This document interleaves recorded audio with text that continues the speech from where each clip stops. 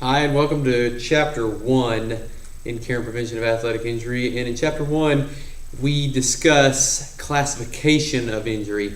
Now, before I go into classifications of injury, I want to address one point that your book makes, and that is the severity of injury in sports. And one of the things that we do is we look at it as time lost or time it took to recover. That usually dictates how bad an injury really was. Because many times a coach will ask me as an athletic trainer, they'll say, well, how long are they going to be out? Or how bad is it? And you know, if they ask me how bad it is, I know what they really want to know is how long are they going to be out? And so I guess a lot of times they will just address it first by saying so. What that does for us, though, is that gives us an idea that many injuries will, take 7 to 10 days. Many injuries will take 21 to 28 days, and even up into the 35 to 42 days, depending on how bad it is. When I was young, everyone kind of knew, just because we'd had people with a broken bone, that it took about 6 weeks. And, that's true most of the time. It's about a 6-week injury or a 6-week recovery. Now what we know is that a bone in the hand or maybe a bone in the foot might only take about 3 weeks, and so it varies. And then a person's biology also dictates a lot about how they heal. And so we have to understand that different people are going to heal differently, and that there is no set standard as to what an injury will recover in a time or a duration. And so with that being said, let's look at the classifications of injury. And so what I've done is I've created a very rudimentary illustration. And so I want you just to kind of work with me through that. On this illustration, what you'll see is I have two bones. They're connected together with this black mark in the middle. And then there is something on top of it that's as an illustration of a muscle and a tendon. And so let's go forward with this right here. Injury breaks down into two classifications, and that is acute and chronic. Acute is something that happens with a well-defined mechanism of injury, meaning that I can describe exactly what happened. That's a mechanism of injury. That's how it happened. But it also has a very quick onset, meaning I did this and now it hurts.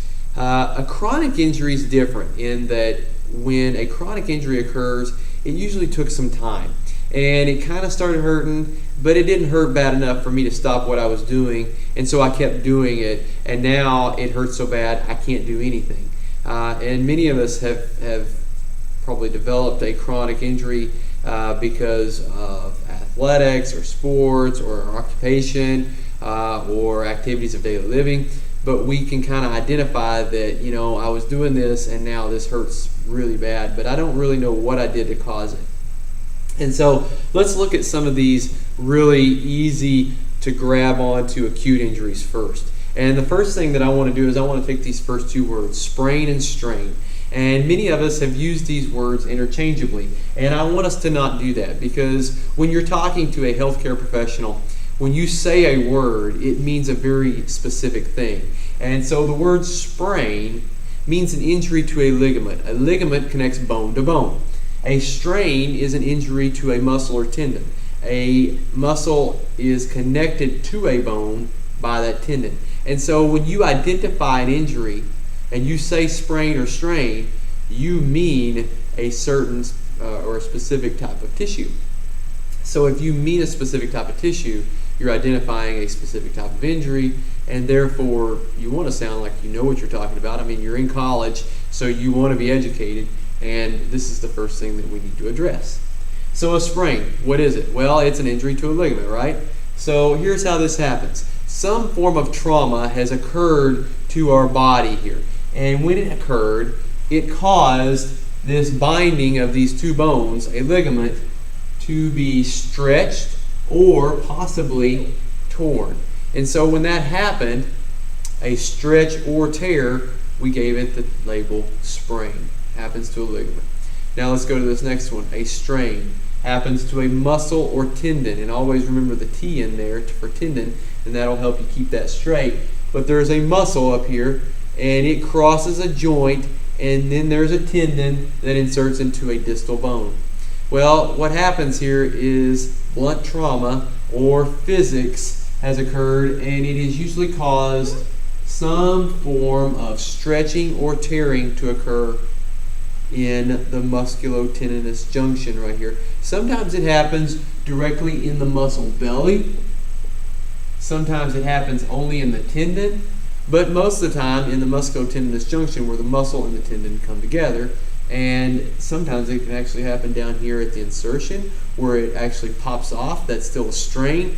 We call that a rupture, and usually you have this big muscle pull back and you don't have a palpable muscle or tendon there anymore, and that's when it has to go in for surgery.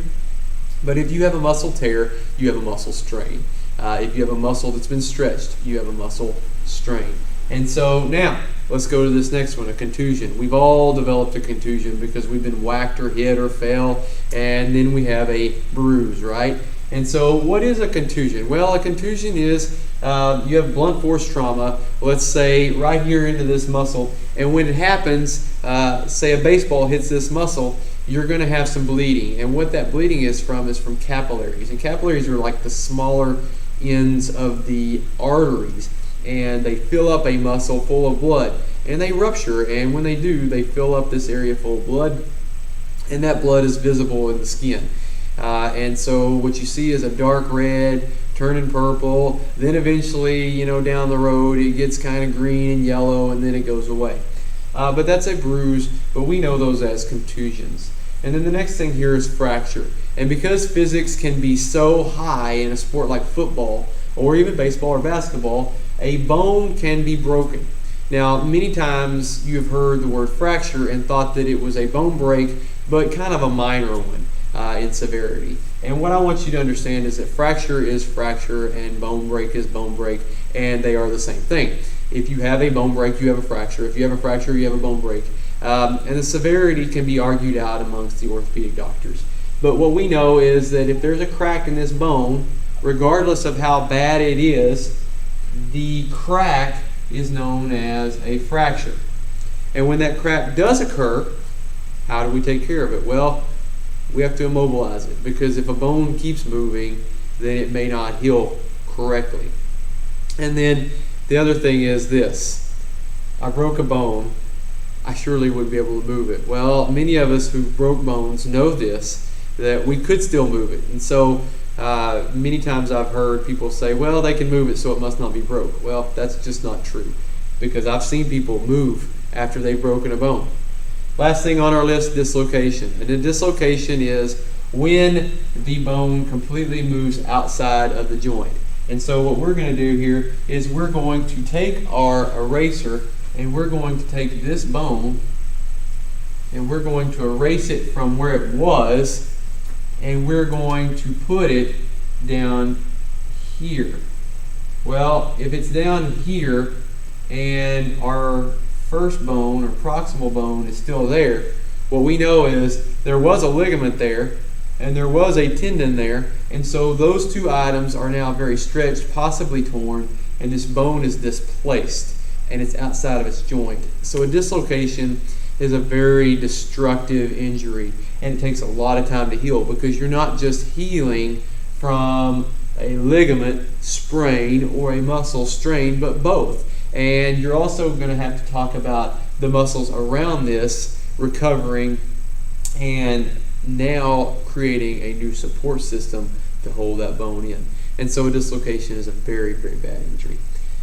Let's talk about chronic injuries real fast. We have 3 listed here that I want to cover, and there are more, but these are the 3 that kind of make our top list. And the first one is tendonitis. And you'll notice that there's another one down here called bursitis.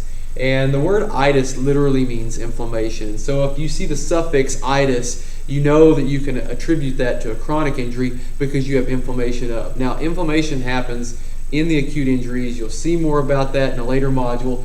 But what I want you to understand is that inflammation has been occurring because of overuse and irritation, and we never gave it a chance to heal. And now we're in this state of turmoil or cyclic injury, and it's just not going away, and it's so bad that we don't want to do what we enjoy doing anyways.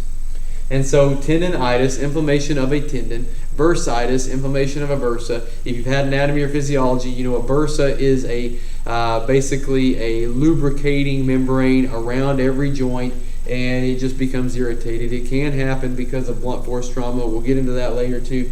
And then the last thing on our list is stress fracture. So you'll remember when I took this distal bone up here and I made a little crack in it. Well, a stress fracture happens because we overuse and we have a weak spot in our bone, and we do too much too fast, and we develop a little tiny fracture. Again, it's still a fracture, it's still a bone break, but it happens at such a minor level that we almost don't even notice it until it's just too much, too late, and then we have to recover from that. And so how long does that take?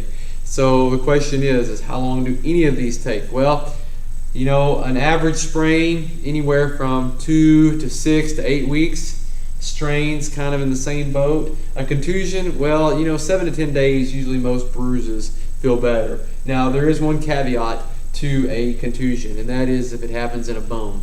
A bone can be bruised just like your skin and muscle can be, and if that happens, you could be looking upwards to 8-10 weeks before that contusion goes away.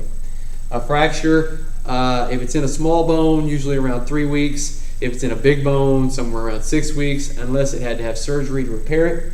Dislocations, somewhere around the 6 to 8 week area, depending on how many times you've dislocated that bone.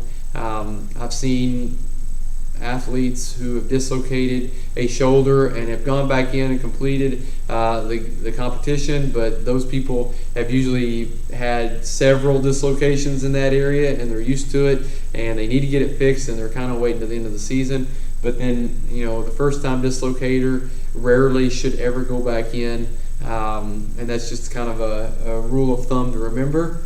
Tendinitis, bursitis, stress fracture. Well, listen, we looked at these things over here and we gave them kind of a, you know, between 6 and 10 weeks. Over here in tendinitis, I know many people who have suffered from a tendinitis and it's taken them out for 12 weeks. That's 3 months. Well, that's a long time to be out.